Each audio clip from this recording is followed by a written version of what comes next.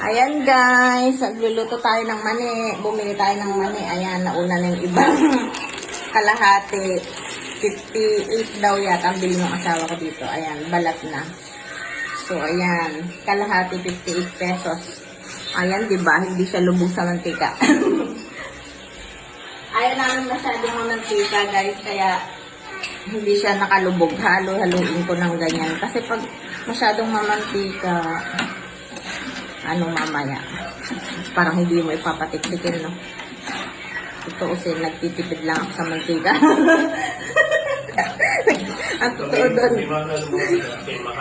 mahal ang mantika, kaya nagtitipid po tayo sa mantika. Pwede namang halu-haluin, diba? Malalagyan na lahat yan.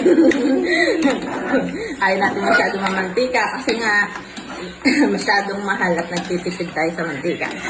Kaya haluin lang natin ganyan para hindi masunog. Chars. Paano natin malalaman kung luto na? Ichi. Ipakain natin kay Ichi. Hindi. Kahit naman hindi ito luto, kinakain ko to. Masarap. Matamis. Pero syempre, dahil iluto daw natin. May kasama pang kanin, no? Kanin. Diba? Ang sarap.